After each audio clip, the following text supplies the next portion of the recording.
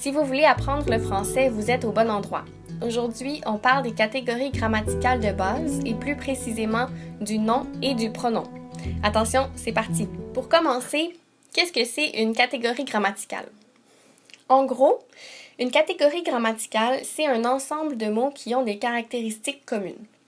Autrement dit, on a pris tous les mots de la langue française et on les a classés par catégorie selon ce que les mots ont en commun et comment ils se comportent dans une phrase.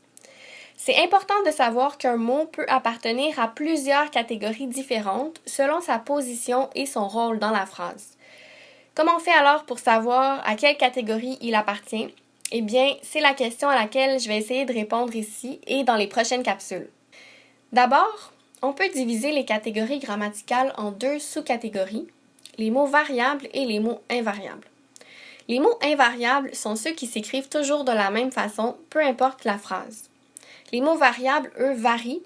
Ça veut dire que leur orthographe peut changer d'une phrase à l'autre selon le contexte. Ils se divisent en deux ensembles différents, les donneurs d'accords et les receveurs d'accords. Je sais, ça fait beaucoup de vocabulaire en même temps, mais restez avec moi et on va essayer de démêler tout ça. Les prochaines capsules porteront sur les receveurs d'accords et sur les mots invariables. Mais pour l'instant, on va se concentrer sur les donneurs d'accords, c'est-à-dire le nom et le pronom.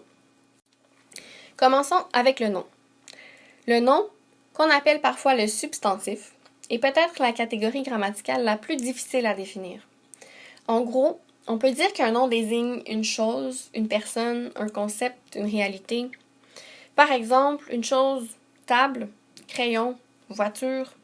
Une personne, mère, policier, garçon. Un concept ou une réalité, amour, démocratie, écologie. Le nom a un genre, masculin ou féminin, et un nombre, singulier ou pluriel, qu'il donne aux autres mots qui se rapportent à lui.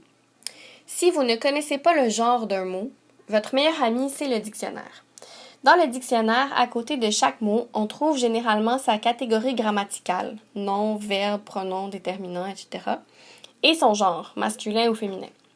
Prenons l'exemple du nom table. Si vous cherchez table dans le dictionnaire, vous allez trouver quelque chose comme ceci. Table, n.f. N pour nom et F pour féminin. Voilà. Pour le nombre, c'est assez simple. Si on parle de 1, c'est singulier, et si on parle de plusieurs, c'est pluriel. Généralement, l'orthographe du nom est différente quand il est singulier ou pluriel, et parfois aussi quand il est masculin ou féminin. C'est pour ça qu'on dit que le nom est un mot variable. J'écris donc table féminin singulier, mais table avec S féminin pluriel. Ou encore policier masculin singulier et policière féminin singulier. Maintenant, comment faire pour reconnaître un nom dans une phrase? Souvent, dans une phrase, le nom est précédé d'un déterminant. Attention, souvent, mais pas toujours. La langue française est remplie d'exceptions.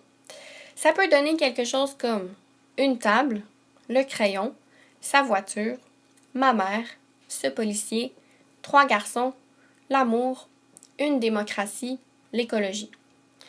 N'oubliez pas que le nom est un donneur d'accord, il donne son accord aux autres mots. Donc, il donne toujours son accord au déterminant qui l'accompagne. Table est féminin singulier, alors une est aussi féminin singulier. Garçon est masculin pluriel, alors 3 est aussi masculin pluriel. Vous comprenez le principe. S'il n'y a pas de déterminant pour vous aider à reconnaître le nom, ou si vous n'êtes pas certain, vous pouvez essayer de remplacer le nom dans la phrase par un autre nom que vous connaissez bien. Si c'est possible sans changer la syntaxe de la phrase, ça veut dire que c'est bel et bien un nom. Par exemple, je sais que le mot table est un nom. Dans la phrase suivante, je ne suis pas certaine que le mot vaisselle soit un nom. Elle lave la vaisselle. Je remplace vaisselle par table. Elle lave la table.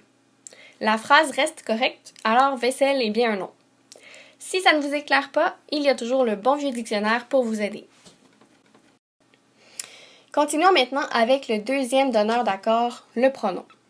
À cause de son nom, pro, qui veut dire à la place de et non, on dit souvent que le pronom remplace un nom. En fait, c'est un peu plus compliqué que ça. Le pronom est un mot qui sert à remplacer quelque chose, un autre mot, un groupe de mots ou une phrase, donc pas seulement un nom, même si c'est souvent le cas.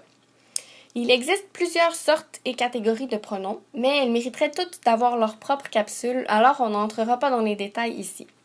L'objectif est seulement de faire un survol, et j'en reparlerai probablement dans de futures capsules. Voyons seulement quelques exemples de pronoms ici dans le désordre. Lui, leur, i, en, moi, vous, le mien, la vôtre, ceci, cela, celui, qui, dont, lequel, etc. Comme le nom, le pronom a un genre, masculin ou féminin, et un nombre, singulier ou pluriel. Il a parfois aussi une personne, première, deuxième ou troisième. Le pronom donne son genre, son nombre et sa personne au mot qui se rapporte à lui. C'est un donneur d'accord, et c'est aussi un mot variable, donc sa forme peut changer selon son genre, son nombre et sa personne. Par exemple, à la troisième personne du singulier, au masculin, j'ai il, et au féminin, elle. Au pluriel, il avec S au masculin et elle avec S au féminin. Généralement, on utilise le pronom pour éviter la répétition dans un texte. Par exemple, je mange une pomme. La pomme est rouge. J'aime beaucoup la pomme. Pour éviter de toujours répéter le mot pomme, je peux remplacer ce mot par des pronoms. Je mange une pomme. Elle est rouge. Je l'aime beaucoup. Elle et elle apostrophe sont des pronoms qui remplacent pomme. D'ailleurs, c'est une bonne façon de reconnaître un pronom parce qu'un pronom remplace quelque chose. Alors, si vous pouvez trouver le mot ou le groupe de mots qui est remplacé, ça veut dire que vous avez affaire à un pronom. Voilà, c'était ma capsule sur les catégories grammaticales que sont le nom et le pronom.